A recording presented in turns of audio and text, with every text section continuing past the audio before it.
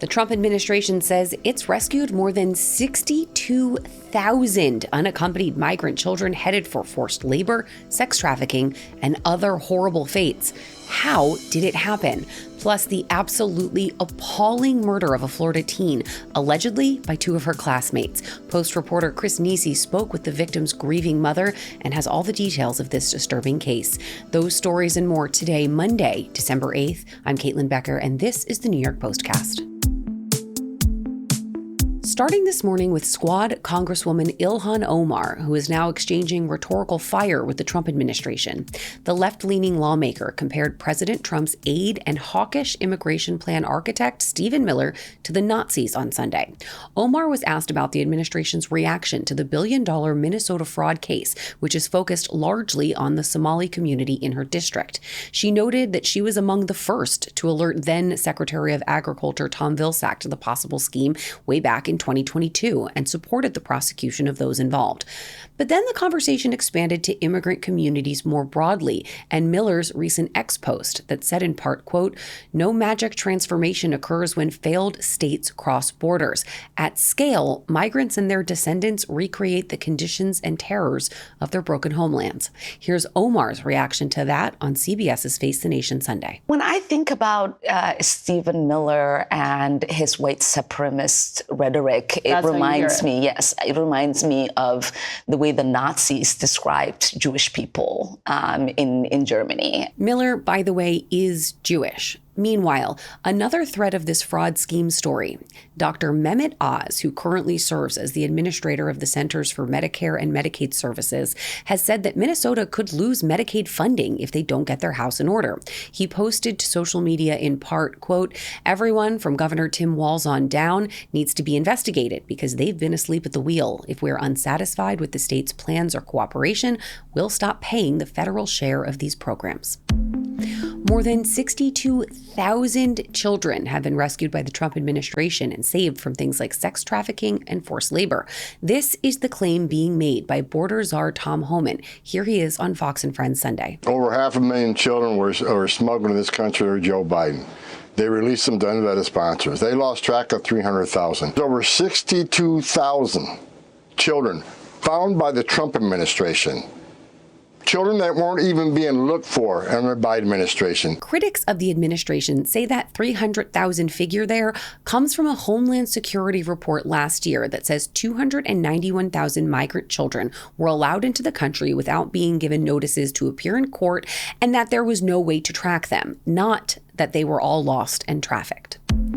The Afghani national accused of shooting two National Guard members in Washington, D.C., killing one, had ties to a fellow countryman that I also told you about recently. Alleged Guard shooter Ramanullah Lakhanwal worked supporting U.S. troops at a base near Kandahar, and it turns out so did Mohammed Dawood Al-Khazai. That name might sound familiar because he was just nabbed in Texas last week after posting a plan to blow up Americans with his vehicle and putting it on social media. Both men overlapped for years during their time working for the U.S.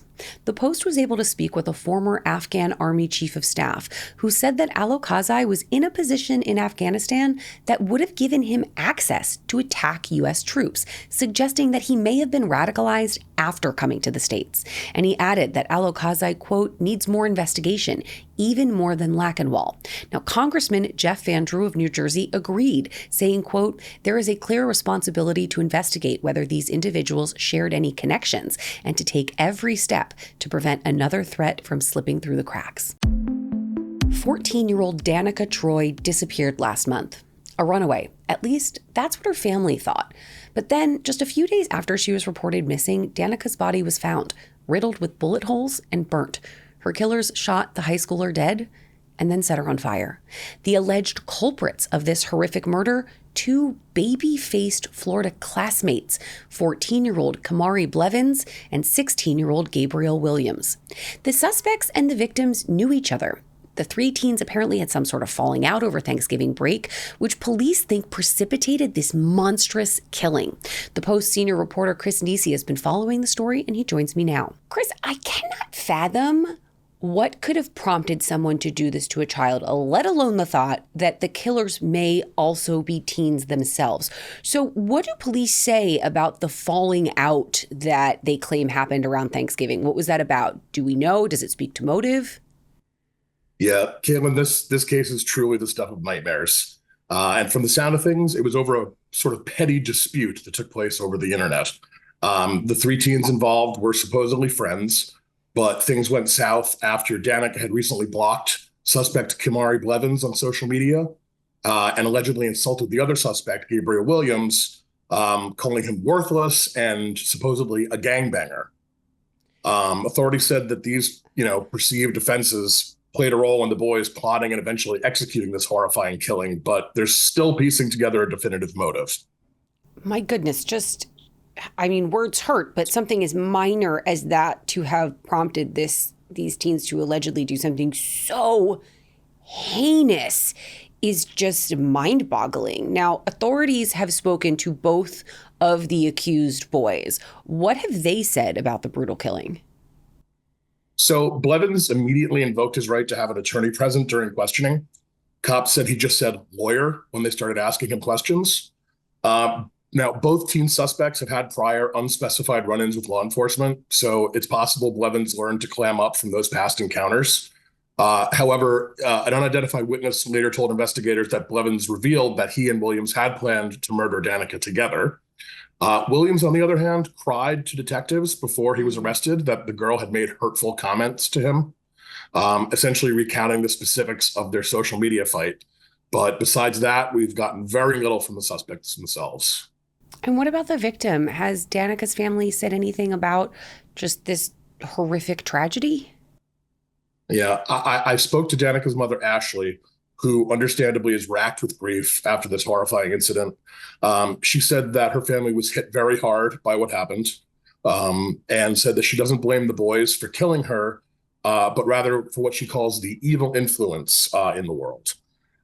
She said that she doesn't hate the teen suspects, although she hates what they did to her daughter, and she wants nothing less than for them to be prosecuted to the full extent of the law. When I asked about her daughter, she described her as beautiful and said that she loved Jesus. Family is very active in their local church community, who has come forward to provide support for the grieving family. Ashley said she doesn't know what she'd do without her church family, and the church is actually holding candlelight vigil in Danica's honor on Monday night. Oh, what a just heart-wrenching story. Chris Nisi, thank you so much. Thanks, Caitlin. A jury in Portland, Oregon acquitted a black man of assault charges, and the justification for clearing him is controversial. The defendant was on trial for stabbing a white man, and after it was revealed that the victim used the N-word, the jury voted to let him off the hook. 43-year-old Gary Edwards was found not guilty after knifing a fellow 43-year-old, Gregory Howard Jr., this past summer. Both men are homeless and they have very long rap sheets. Edwards admitted to the stabbing, but said that he did so in self-defense after Howard Jr. used racial slurs as the two argued. Transit cameras caught this whole altercation. You first see Edwards coming toward Howard, who's sitting on a bench. He has a knife in his hand as he approaches. Howard then jumps up from the bench, begins pushing the knife-wielding Edwards. The two scuffle, and Howard ends up stabbed in the shoulder. Now, here's the thing. The defense attorney says his client wasn't threatening anyone with the weapon. He claims Edwards was simply approaching the victim to ask if he would trade the knife for cigarettes.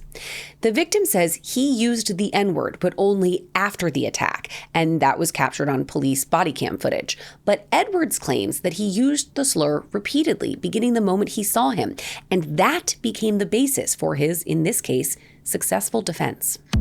And finally today, an update to a story I brought you a few weeks ago about those strange-looking blue dogs roaming around the wilds outside of Chernobyl in Ukraine.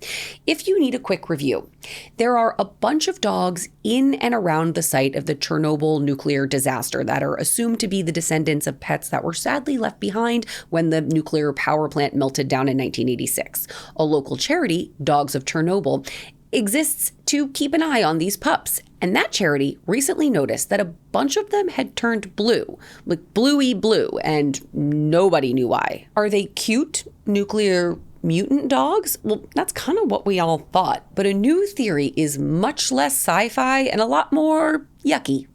One local scientist says that he believes the dogs came across a knocked over porta potty and the blue hue came from rolling around in the stuff. We've all unfortunately spent some time with Johnny on the spot, and we know that there's something blue floating around in the depths. So yeah, yucky, but they're still super adorable and we can't even pet them anyway, so whatever. As for the radiation mutations, while the blue color is likely a much more innocent cause, a recent study did find that some of the pooches in the area had developed a mutation that protected them from radiation in that area. Now, it remains at a level 6 times greater than what is allowed for humans, and it's expected to remain that way for 3,000 years. 3,000 years. That is bonkers. So we can't even get in to give these poor, precious porta potty puppies a much, much needed bath. And honestly, I shouldn't be allowed anywhere near it because I would probably still try to pet them. And I am who I am. My friends, it is Monday and I need a favor. Don't forget, like and follow the New York Postcast wherever you get your podcasts and on YouTube. It helps people find this fabulous podcast and we shouldn't keep it all to ourselves.